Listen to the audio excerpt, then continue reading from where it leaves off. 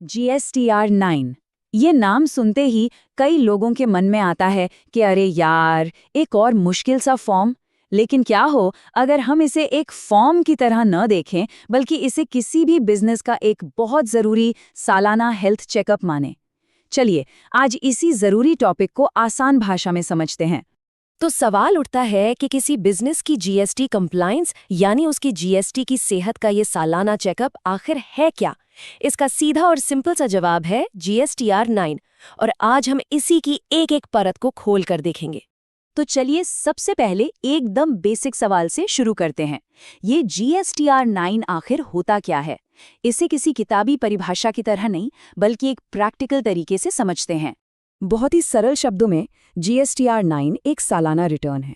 समझिए कि एक पूरे फाइनेंशियल ईयर में आपके बिजनेस ने जितने भी जीएसटी वाले लेन देन किए हैं, जैसे कि कितनी सेल्स हुई, कितनी खरीदारी की, कितना टैक्स चुकाया और कितना इनपुट टैक्स क्रेडिट यानी आईटीसी लिया, इन सब का सार, इन सब का निचोड़ है GSTR 9।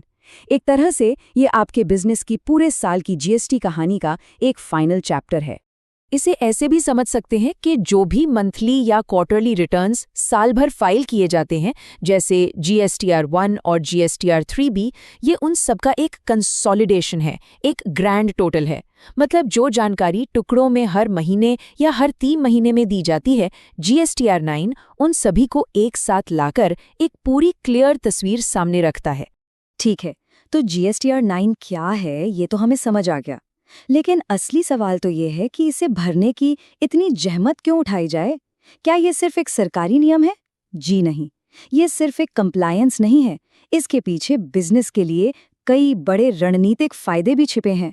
जरा इसके फायदों पर एक नजर डालते हैं। देखिए, सबसे पहली और सबसे बड़ी बात तो यही है कि आप सालाना जीएसटी के नियमों का पालन सुनिश्चित करते हैं। इसका सीधा मतलब है आप बेवजह के जुर्माने और नोटिस से बच जाते हैं। यह आपके जीएसटी डेटा का मिलान करने में भी मदद करता है। और अगर पिछले रिटर्न्स में कोई गलती रह गई हो ना, तो उसे पहचानने और सुधारने का ये एक शानदार मौका है।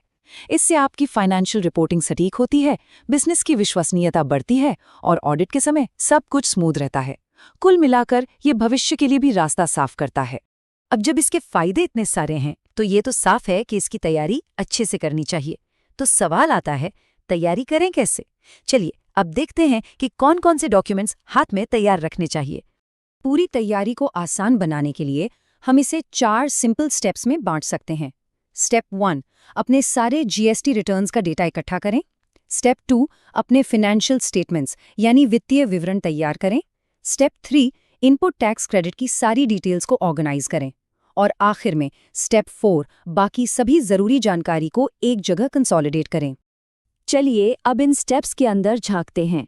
जीएसटी रिटर्न्स डेटा में आपको चाहिए होगा GSTR 1 और GSTR 3B। फाइनेंशियल स्टेटमेंट्स की बात करें तो profit and loss account, balance sheet और ट्रायल बैलेंस जरूरी हैं। आईटीसी डिटेल्स के लिए परचेज रजिस्टर और आईटीसी का मिलान यानी रिकंसिलेशन जरूरी है। और बाकी एडिशनल डिटेल्स में HSNY समरी और टैक्स पेमेंट की जानकारी शामिल होती है। और हाँ, इस पूरी प्रक्रिया का एक ही गोल्डन रूल है जिसे कभी नहीं भूलना है। आपका सारा डेटा जीएसटी रिटर्न्स और आपकी अकाउंट बुक्स से अक्षरशः मैच होना चाहिए। किसी भी तरह की गड़बड़ी से बचने के लिए ये मिलान सबसे ज्यादा जरूरी है। तो तैयारी की बात तो हो गई। अब आते हैं उस हिस्से पर जिसे कोई भी नजरअंदाज करना अफोर्ड नहीं कर सकता, यानी डेडलाइंस और पेनल्टीज। ये जानना बहुत जरूरी है कि दांव पर आखिर लगा क्या है। आमतौर पर किसी भी फाइनेंशियल ईयर के लिए GSTR 9 फाइल करने की आखिरी तारीख होती है 31 दिसंबर। हाँ, कभी कभी सरकार इसे आगे बढ़ा देती है, लेकिन इस तारीख को कैलेंडर में मार्क करके रखना ही समझदारी है। और अगर समय पर रिटर्न फाइल नहीं किया तो क्या होगा? हर दिन की देरी के लिए 200 रुपए का लेट फाइन लगता है, जिसमें 100 रुपए CGST और 100 रुपए SGST के होते हैं।